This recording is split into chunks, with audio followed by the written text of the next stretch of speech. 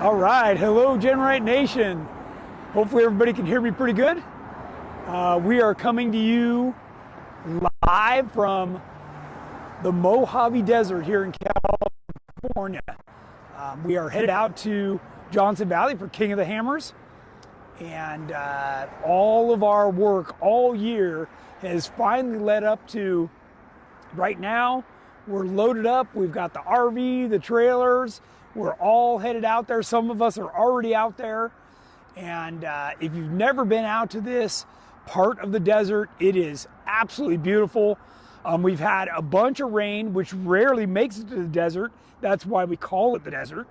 But right now, these are ideal conditions. I grew up dirt biking. Some of you know that. And man, we would pray for conditions like this. The traction is awesome. No dust. It's absolutely ideal. Maybe you can swing around and show them. The mountains nearby have snow on them. Zoom way in. Yeah, you can kind of see that. There's some snow out there. And then directly, like swing 180 the other way and show them the rocks behind the motorhome here. Really cool rocks out here.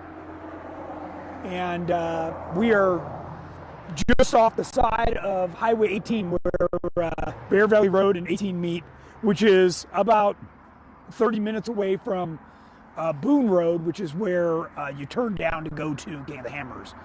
So we were trying to get out here in all the way out there to the lake bed in time for the show, but just wasn't possible, not in the cards today. But nevertheless, wanted to come to you and chat with everybody and just talk about how much time the entire crew has been putting in every single night to be ready to go to this.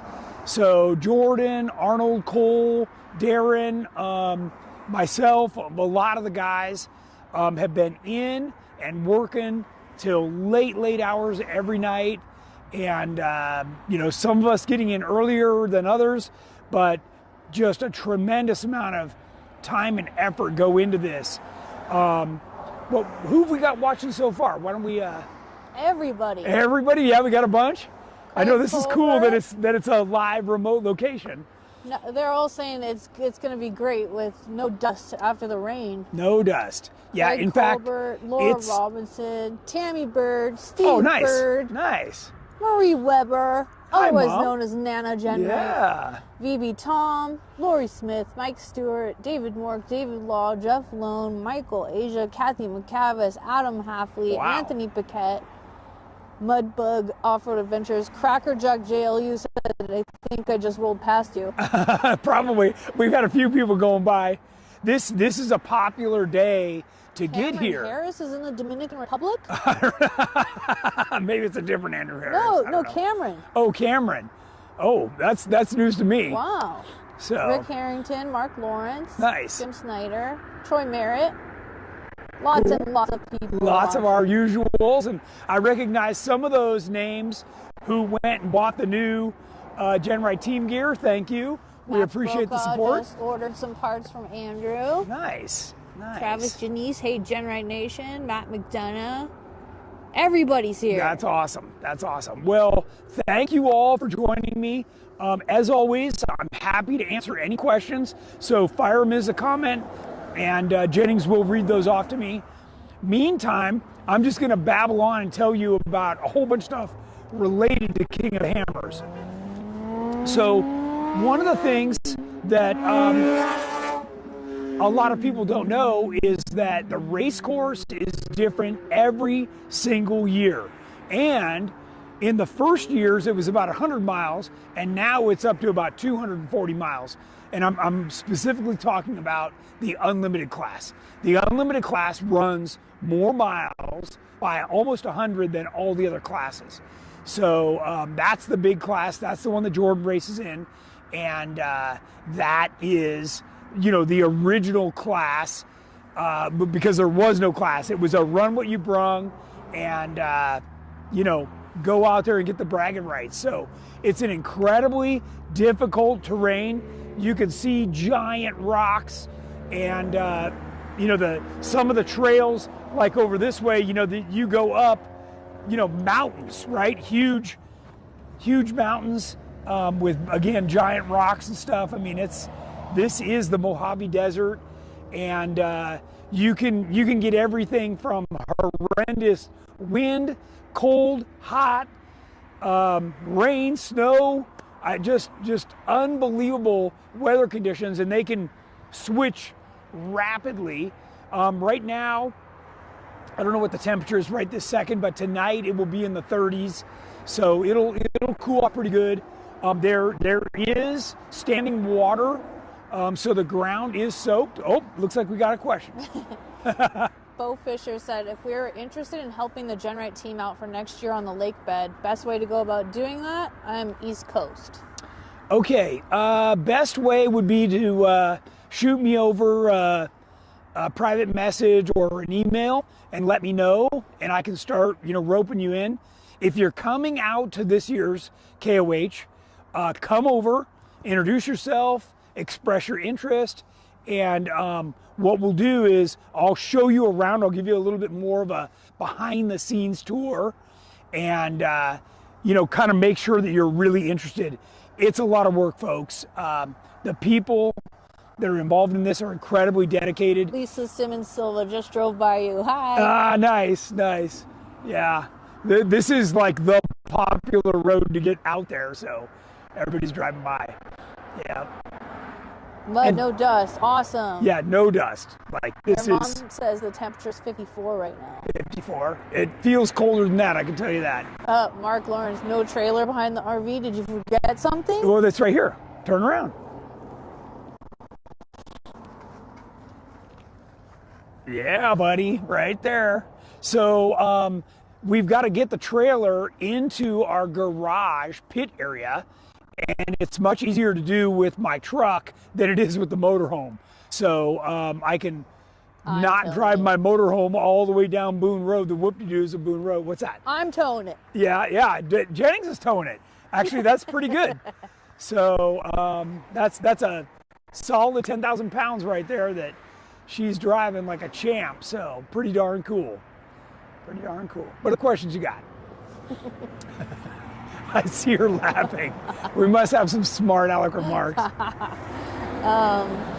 Do you know when Jordan is going up? I'm going to try and catch it online. Good luck, Jordan. Mike Stewart said. I don't have a lot of information. Right now we know that his qualifying run is at 1 o'clock.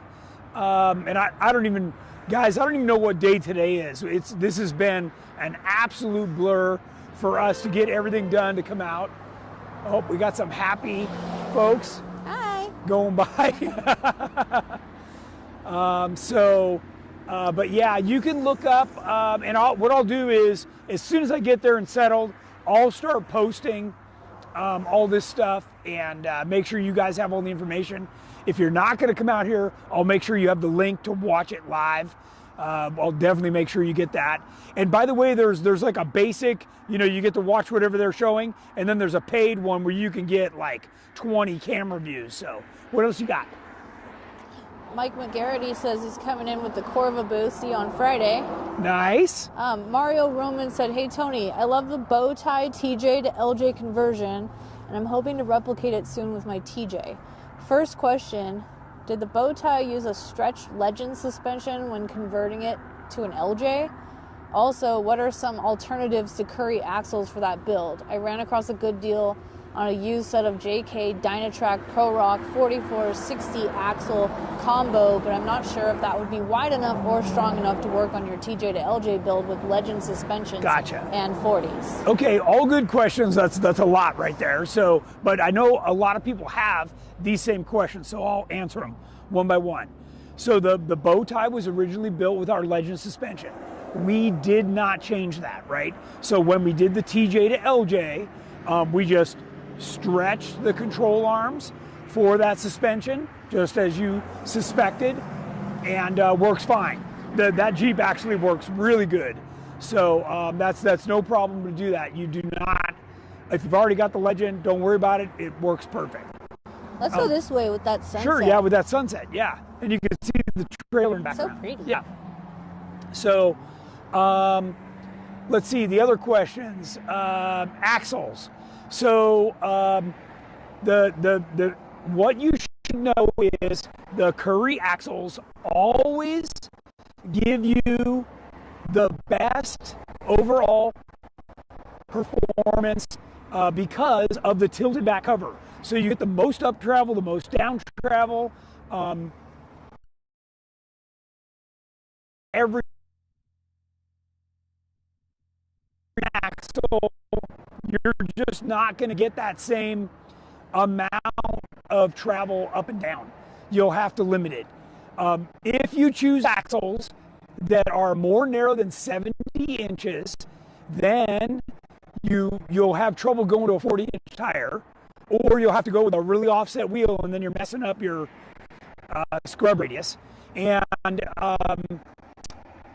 so, say for instance you get a 68-inch wide axle, then you've got to go with like a 3.5-inch back space wheel instead of 4.5-inch back space wheel. So just to give you an idea.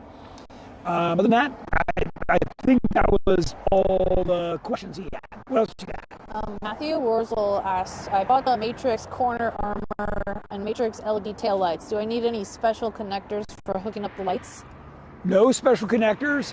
You can solder them, you can butt connector, whatever works for you. A lot of the time what I do is I cut off the factory plug from the factory tail light, and then that way I wire that on so then I can plug and unplug the tail light from the vehicle instead of it being hardwired. So that's totally up to you though. No, it's super easy. Keith Nieses said, Tony, hope to see you on the podium for the Everyman Challenge. Well, that would be the case if I was racing. So I'm here to help Jordan pre-run, and I'm also race day support. So I follow Jordan's race car to each pit through the shortcuts that I know across the desert. And then I'm in there and I can see the car and see if anything's deteriorating or help Jordan if he needs help. I can also bring parts. The only place Jordan can get help is in a pit. So I can bring parts there if he needs them. I can take them off Terramoto. I can do whatever I need to do to keep Jordan moving. God forbid he needs any parts. The car is fully outfitted with brand new stuff right now. So keep our fingers crossed that all of that makes it through the week. Nana says that qualifying next Thursday at 1. Hi. Next Thursday? Okay. Next Thursday at 1 o'clock. There you go. Next Thursday. And then, so we've got Jordan, if you watched last week's show, Jordan's 4,400, Blake Holland, 4,400, Tommy Dykstra, 4,400. Then we've got Peter Doolin, Jeff Perkins, 500 class. And then, who else we've got? We've got 4,605 Albert Contreras in the stock class. So we've got a few different people, including Cole Wimmer in the class 11 bug. So if you haven't seen that, it's hilarious. You should definitely catch that. And that's part of the desert race stuff, not necessarily the KOH, what we know as KOH stuff. So, yeah. Kevin Cavallo asks, how much up travel on the rear of Bowtie, and does the TJ to LJ rear frame kit increase the up travel? It does, actually. So in the rear, your up travel is not limited typically by the axle or the frame. It's limited by the tub. Okay, so the bottom of your cargo area and the footwell, your upper control arms are going to get into that. So some people will make a little doghouse that those arms can go up into. It's a ton of work. I don't know that it's worth all the extra. Where we're always focused is the front. The front is the issue. The rear has plenty of up and down travel. It is the front because you've got the radiator, the steering box, the engine. You just got everything there. That when that axle goes up, that upper link has to have somewhere to go. And we even reshaped the motor mounts so that upper control arm can go up inside of it. So, as well as our twisted pippin arm allows the tie rod to go up inside of it. So there's a lot of, if you haven't looked at it real closely, there's a lot of really trick stuff we've done to maximize that up travel. And by the way, you may say, well, I don't need that much up travel. Yeah, you do. Because the up travel is what allows the Jeep to sit really low. Our feed is breaking up really bad. It is? Yeah. Are we too close? There's nothing we can do about it. Yeah. Sorry, we're in the middle of nowhere. Yeah. Is that the fancy new motorhome? No, that is not. This is my old one. The fancy new one, Jennings is still renovating the interior. And then it needs to get wrapped. And then it needs to get wrapped. So the weather here has not motorhome really fine. So yeah. Let's see. Have a safe race. Good luck. Thank you. Jeep Pope says hello. We'll be doing lots of posts from here. Of course, we will be coming to you guys live next week at this same time, and we'll be doing that from the pit garage where Peter will have just qualified. So we'll be able to give you some information on how Jeff and Peter are doing. So that'll be pretty cool.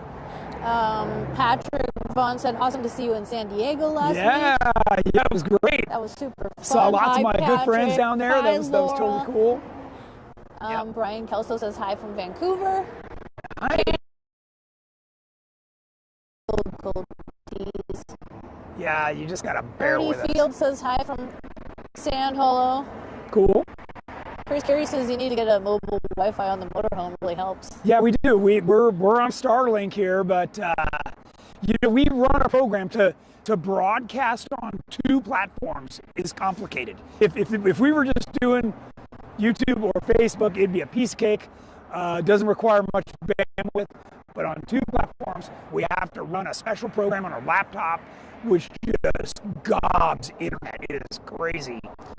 Rick Primo says hi after his eye surgery. Yeah. Good luck at the race. Thanks. Hi, Rick. Yeah, I hope he's doing well. Rick, if you guys aren't familiar with Rick, he's painted our helmets for years and years and years. Great guy, local out here in California. So. Michael Aja says, I have a 94 XJ on 35s and an 88 YJ that I'm doing a complete rebuild. Haven't decided between a Hemi or LS. Any thoughts? So the LS is going to be about 150 pounds lighter, and the LS is also much easier to modify and then tune it to maximize those modifications. So when you're changing the intake, the cam, all that stuff, a lot easier. Is there a place at Hammers where they can check out the GenRight vehicles? Yeah, in fact, we're going to have a lot of vehicles there. Ari's vehicle is going to be there, 50-50. Kelly's going to have a Yellow Jacket there. Jamie's going to have the Growler. I'm going to have Terremoto. This Terremoto is the one that I just put that brand new comp cam in. Is Terremoto in the trailer? In the trailer, yeah. That's what's with me. Jordan will bring out the race car. He's either behind me tonight or he'll be out first thing in the morning. By the way, the reason hazards that are out there, so it's very important if you want to have a good race that you don't come up on something. Your mom says the broadcast was better facing the other way. It was, okay, so let's try it. Thanks, Nana. Just too much light? We'll try whatever sure. works. Let's see, the other thing, if we don't have any other questions right now? No. Okay, the other thing I wanted to talk about was shock tuning.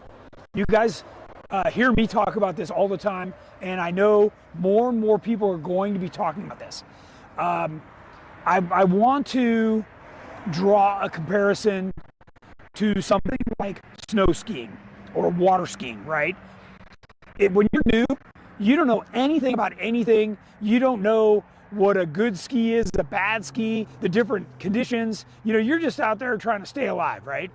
Well, it's the same thing when you get out here and you're way better. Okay, good. Good. Sorry. When you get out here and you're trying to have your vehicle perform going across the desert or up through the rocks, well, I've got hundreds and hundreds of hours of shock tuning and racing, right? So when you get somebody like me that knows what, and you can just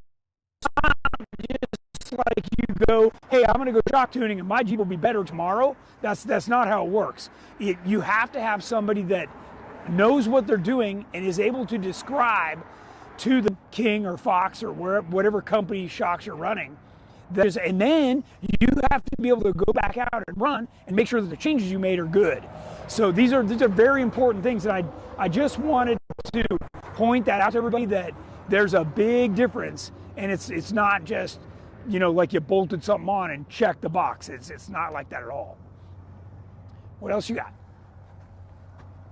Man, that light's bright. Nothing right now. No? Okay. All right, so wait, tonight. Tomorrow, let's see. Tomorrow we all go check out the track. Yeah. What do you look for? Like Stuart asked. Do you get to try different lines and stuff like that? That's a good question. Yeah. Yes. So what happens is the rules state that the line that they give you, they give us a GPS file, first of all. So we're following a Lowrance screen that's about the size of an iPad. And what we'll do is that line is on the iPad, and we're allowed to go 50 feet either side of the line. And what that does is it allows that, you know, if you come up on somebody, you can move over and get by them without technically deviating from the race course. So we'll go out and we'll look at, you know, where they have us going. Right now, by the way, I don't know if you can see it. Can they see this right here? There's been a lot of sand soil has moved. So there's a lot of ruts and different erosion that's happened. And this really changes the race course. So a lot of the time, all of this water is flowing into a riverbed. So when it drops into that riverbed, there'll be a very abrupt change in the terrain, and that can really damage your vehicle. So you need to be aware of where those are. Right now, there's a lot of mud or very wet sand, and that's also, you know, really hard on shocks and other things. So we try and find the best path around that. Now, the forecast next week for race day is rain. So we're not sure how that's going to go. It's never actually rained on race day. So you know, I've been out here for 15 years, and right up to race day. Interesting. What else you got? Matthew Wurzel says, compliments to Keith for his help on my order for you guys. And are you going to EJS this year? We are not going to EJS, but during EJS time frame, we are going over to Sand Hollow. So that's where you'll find the GenRight crew and all of our friends and fellow wheelers. Ari says hi. There's Ari. All right. His Starlink must be working. So, yeah, I saw that Nick is a little bit behind me, so he'll be coming in tonight too. Ours is breaking up pretty bad. Ari said we are? No, I see it. Oh, gotcha. Yeah. Well, we are. There goes the Milestar truck. Yep, everybody's coming in. Cool. What did you do for rain, if any? Mark Lawrence asked. So, myself, I actually brought full rain gear, and you know, I'm constantly prepared for any kind of weather. And if you need for just wind, cold, rain, whatever. It's a harsh environment, and you don't want to be wet. If you get wet, you will be super cold, and yeah, that'll make for a rough day. More friends go by. Ernie Field says, you spend more time checking the rock sections of the course or the sand sections? So a lot of it has to do with the junctions. So if we can go out, because I told you they change the course every year, right? So we've got to make sure we know where the turns are. The worst thing you can do is blow past a turn, and then you lose several places and or damage the car by missing a turn. And there's lots of turns through the day. So it's very important. Also knowing where the hazards are, embedded rocks. Sometimes there's old metal posts, or there's just all kinds of different things, like I talked about, cactus, ruts, erosion, trenches, just mine shafts. There's crazy stuff out here that you absolutely don't want to hit, and you got to know where that stuff is. So they do not tell you that on the GPS file, so it's up to you to figure out what that is. And look, I know all of you are like, well, hey, how hard could that be to see? But or several, if it's dusty at all, you can't see. It's like a whiteout. So you've got to be able to trust your GPS file on where everything is. There's been years past where there would be, like an old post or a rock or something, and in the dust, somebody would just nail it, or they would step out from behind another car to pass and boom, right into it. So you really got to know where all that stuff is. That said, yes, going on those trails, did the rains change much? As a lot of you know, backdoor can change quite a bit as debris comes down, and there's also several that we never eyeball those, and we'll do all of that in Terremoto. So Terremoto will be the champ for like the next 5 days. It'll probably run that race course 2 or 3 times total, and we're going to live out jackets, spend a 10-12 hour day out there in that Jeep just running, trying to get as many miles in as we can, trying different lines. We'll turn around, we'll come back, we'll try different lines. We're just doing everything we can to like really know the area, and it's an opportunity that the race promoter gives us. So you're kind of a fool if you don't take advantage of that. So yeah. It looks like it's breaking up a lot. Does it? Okay, how are we doing on time? 5:30. Okay.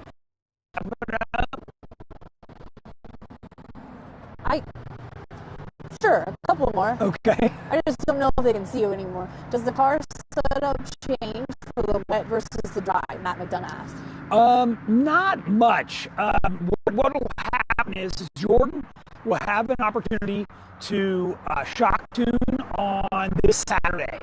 So if the soil that's on the car or doing anything weird, he can go in and have that modified, which requires taking off the shocks, and then tune for. You can kind of push your way through it, they call it. It just depends on the driver's preference. What I would do personally is I would change my tire pressure, because you can add or lower depending how much grip you want going through this. So this kind of dirt, when it's wet like this, it'll give you a lot of bite. You can really bicycle quite easy. So you need to be careful with that and really have your car dialed in that. And some of that, by the way, can also be your brake bias. Jordan and I were talking about that last night at the shop, how we had his brake bias set up, because we were bleeding the brakes and we had everything apart, so we were really looking at it. Yeah. Esteban Gonzalez said Baja Boss MT3 plies.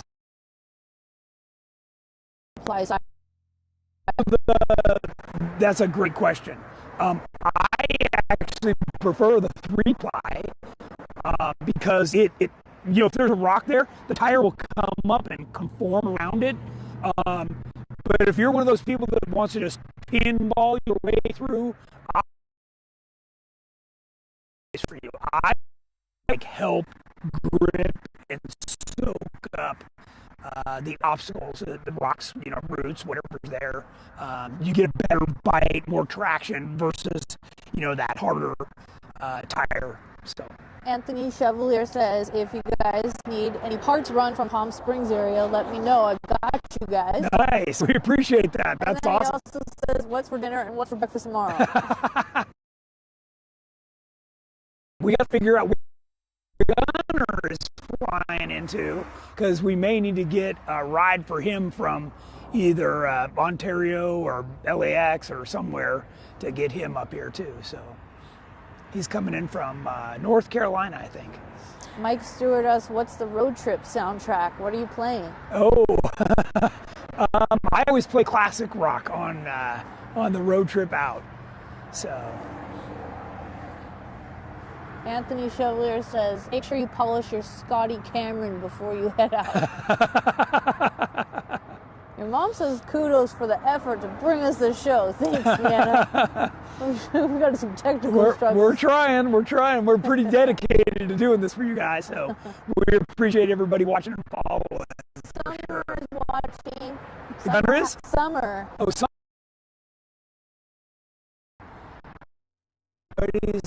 I see lots of campers. Dorn says hi. Nice. Hi, Crystal. Are you guys holding up okay with all the rain out there? Yeah. Oh, rain today. Yeah. And we're not quite there yet. Almost there. Really nice out here. We got a full moon coming out right now. You see that up there? Yeah. Look at that. Beautiful. Beautiful. I love the desert. I've been coming out here since I was a little kid. I just love it. You can see back toward the... Look at that. Awesome.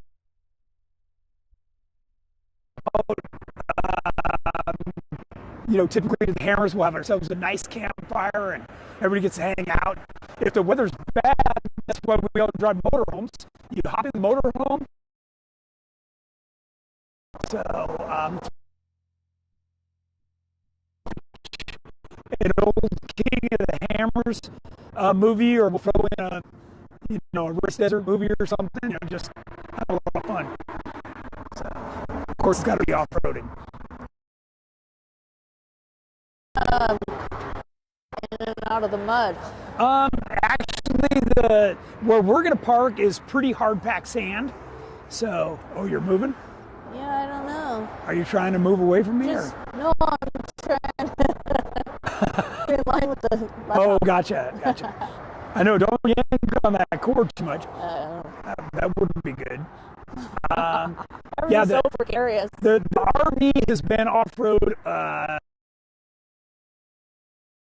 or so years patrol, and it's gotten me through some nasty deep sand. So I have a lot of faith in that RV.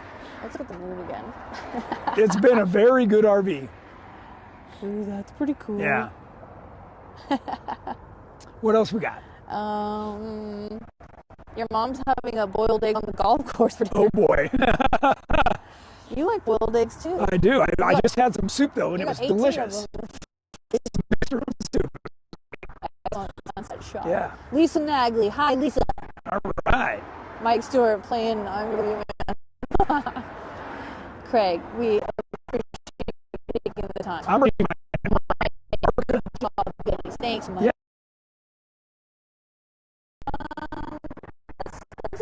Okay. Well, then we're going to go ahead and wrap it up and continue on. We appreciate everybody watching, and those of you that bought the GenRight gear are still available on the GenRight website. We're going to get out